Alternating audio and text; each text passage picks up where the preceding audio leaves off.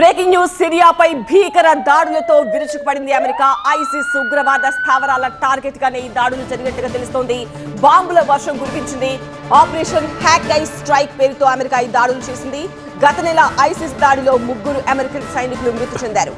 సిరియాపై ఇవాళ ప్రతీకార దాడులకు దిగింది అమెరికా. ఇప్పుడు 20 యుద్ధ విమానాలతో దాడులు చేసింది.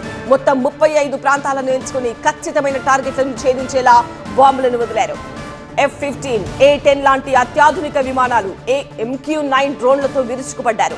ఇందుకోసం జోర్డాన్ సాయం కూడా తీసుకుంది అమెరికా. ఆ దేశానికి చెందిన F-16లను కూడా ఆపరేషన్ కోసం వాడుకున్నారు.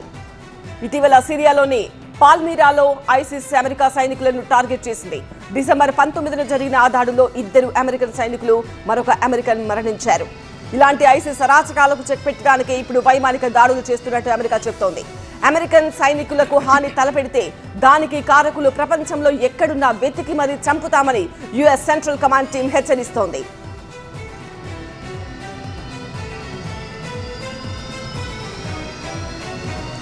ఇరవై రోజుల క్రితం 70కి పైగా ఐసిస్ స్థావరాలను లక్ష్యంగా చేసుకుని అటాక్ చేసిన అమెరికా వాళ్ల ఆయుధాగారాలు, రహస్య స్థావరాలను మట్టుబెట్టింది.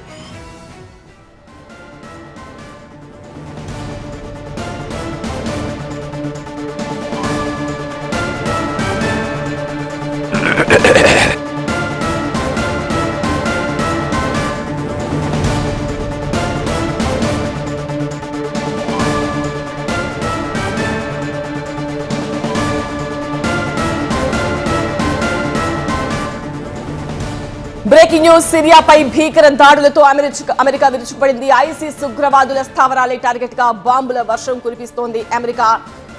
ఆపరేషన్ హ్యాక్ ఐ స్ట్రైక్ పేరుతో అమెరికా ఈ దాడులు చేస్తోంది. గత నెల ఐసిస్ దాడిలో 3 అమెరికన్ సైనికులు మృతి చెందారు. సిరియాపై ఇవాళ ప్రతీకార దాడులకు దిగింది అమెరికా.